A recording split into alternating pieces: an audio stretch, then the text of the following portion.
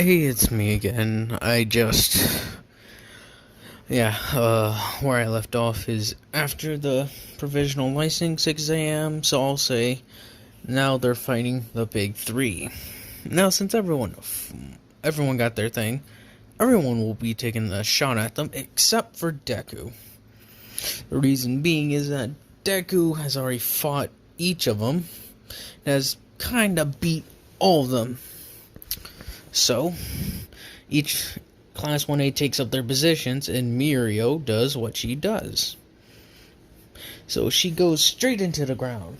Well, actually, let's back. She's like, so, you'll be introduced to the big three. Everyone's like, who's that? It's like, Deku's like, oh, the big three. I've been wondering what happened to those guys. They were there, weren't they, with the whole fight with Alpha One or whoever. Like, yes, that is true. Now, as they continue, Aizawa was like, so they'll be fighting you today. Well, they'll be meeting with you today, so you can get a look at what the top 3 students in all of UA looks like. Mirio, come on in. Mirio, Sun Eater, and Nejire walk in like, yo, what's up, guys? Mirio's being her usual energetic self.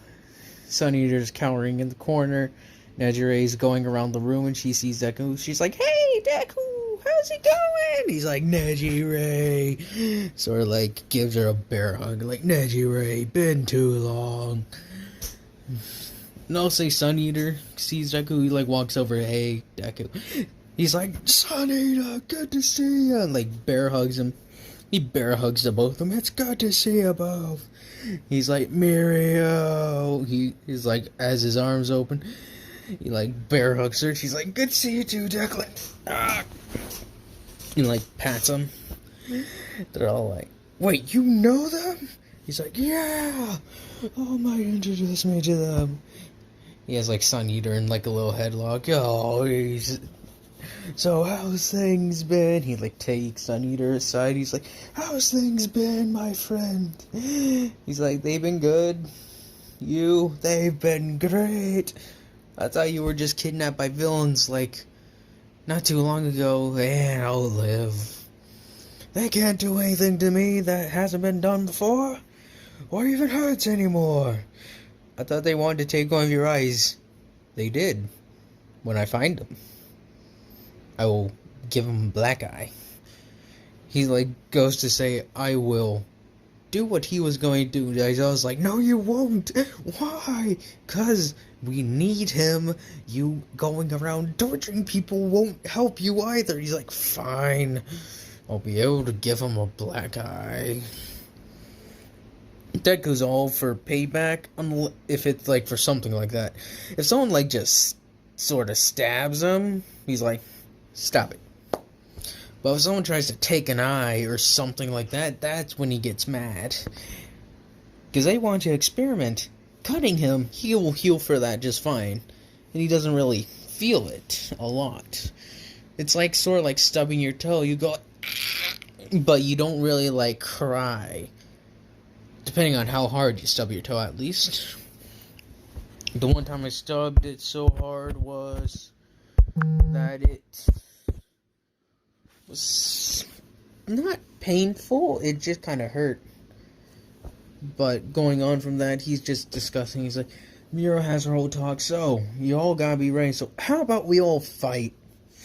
They're like, sure. And since all of them have their provisional license, they're all like, sure, we'll fight him. And so Deku just like goes next to Aizawa and just like props himself against the wall with Nejire and Sun Eater.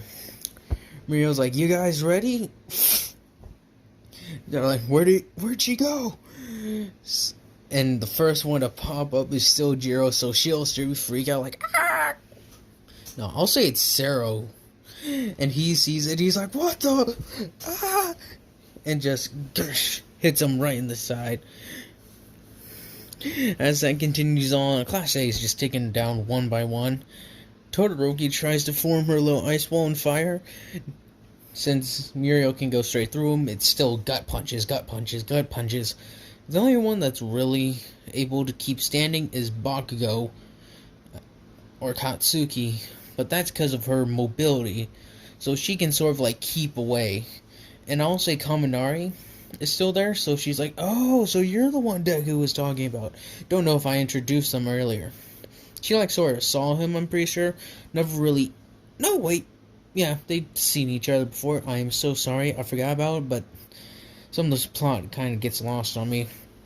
So as I say, she doesn't really talk to him. She just trains with him. She's like, "Oh yeah, you're the one there that one time, the one Deku fought in the sports festival. How was that?" It's like it was fun, but you don't really hurt that much. So as they continue on, he goes like all the way. Katsuki is taken down by this point because she sort of like phases through, grabs her, and slams her into the ground. She's being kind of brutal now. Not brutal, but just unrestrained. So now it's Kaminari versus her. This is awkward for Kaminari and for Deku. Deku's like keeping his head down. Sun Eater's keeping his head down. He's like, so how was your day today? It was fine. They're like having their eyes over their head. So Nejire, how's your relationship with him? He being smart now? She's like, yeah, he's doing fine. Muriel's still kind of embarrassed though. It's like she like stops for a second. I am not.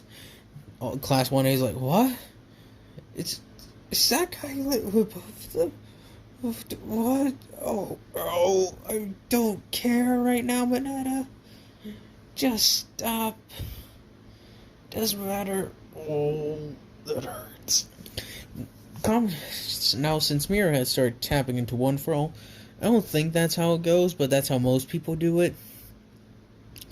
So as it continues, she just sort of phases through, and I'll say she's able to go up to about, well, good percentage would be, I guess, 25, or like 30%. 30% her max, not max. 40% is her max, is 20% is her, like, average.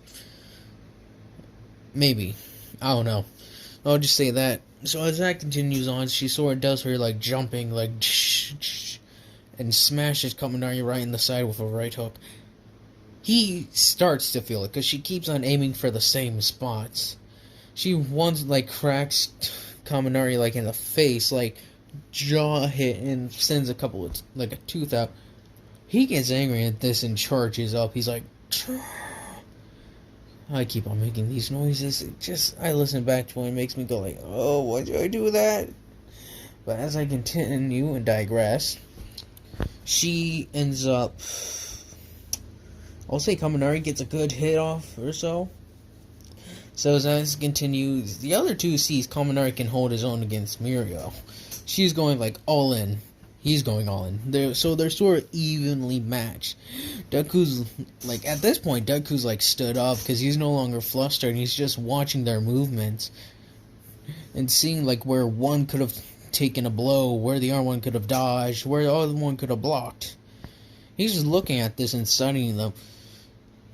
Nejire and Sunny are like, I have not seen him like this before, being calculating. Like this, at least. I've seen him fight and be calculating. Not like this and calculating. So he's just studying their movements. Like, he's like, what are you doing? Studying their movements. Why? Just in case I have to fight them. So as Minari finally manages to get one lucky shot off, it's sort of like, Muriel's like, alright. Kaminari's like, time out? Time out. They're like, oh, that was a good fight. Can you please... He's like covering his eyes now. Can you like please get dressed? This is weird. So as she like puts her clothes back on, since her quirk is weird, everyone like gets up. And after that, it's done now. I'll say now is the time when the reporter comes. Because All Might still did his whole "you're next" thing, so the reporter comes in and like gets a scope out of 1A, the big three, and as they continue on, he sort of like kinda singles out Deku and Kaminari at one point to talk to each other. So how do you feel people felt about you when after your fight? Kamen Rider's like, alright, I'll take my leave, and just like sort of left Deku hanging there. This is his discussion, not mine. As he continues forth, he's like, to be honest with you, I understood it. If I saw how I was acting with a different power, I'd probably understand too. But people don't understand, this is part of us. This is something we can't get rid of, but we can suppress. And I've done my best to suppress mine. But it gets difficult. So many things happen, one after another. Fighting, getting hurt, feeling bad, having your own family members attacked. Sometimes I question why I came into this. Why I joined this profession. Sometimes I think it'd probably be better if I died in the pit sometimes. He's giving like a legitimate full-on like... Because he needs someone to talk to. Everyone outside of this, he's like treating this guy like a psychiatrist. He's like, sometimes I don't even know. Why do I keep going? Why do I keep fighting? Why do I keep going when everything just kind of beats me down? Sure, there are people here that support me and love me, but why? He continues on like, sorry, this wasn't probably what you were wanting to hear. He's like, no. This is what people need to hear, the true feelings. Should I keep going? He's like, you can if you want. I won't record the rest of it. But if you need somebody to talk to let you know I'm kind of trained in how to get this information out of people. He's like, really? Yeah, it's how they get the good details of the story. He's like, yeah, guess that kind of makes sense. So keep going if you want. He just sort of like lays down and just keeps speaking to him about how he loves how everyone has treated him, but sometimes he just calls into question. It's like, keep going, I'm listening. As he gives the whole rundown, I'll say Todoroki and Aizawa are nearby. He's like, what are you doing? Listen to what the guy's saying to Aizawa. What he's saying to the guy. He's like, oh. So as they both listen, they just start realizing, man, this guy, Deku has a lot of stuff on his shoulders. What? Forget about it? As they continue on, I was pretty much just about to end it because my battery is low. So thank you guys for watching this, and sorry for that rude interruption. And so as they continue, they sort of like pull. He's sort of like, well, it's time to go. He's like, I didn't find anything, still as usual. But he still takes a picture with Deku. He's like, ding! Snap. As that continues on, Aizawa and Todoroki pull him aside and they sort of act like his new psychiatrist. And he's like, you guys already heard what I said.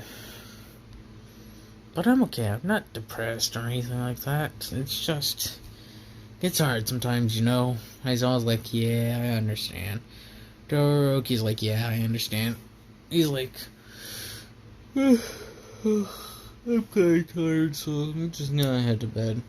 Todoroki's just like, lay down on the couch. She's like, fine. He goes to lay down. She sits next to him, head on lap, blanket.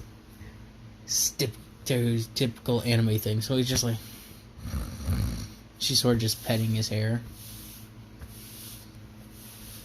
I don't know if you hear this, but I'm petting like a blank pillow. And that's the end of that. Thank you for watching.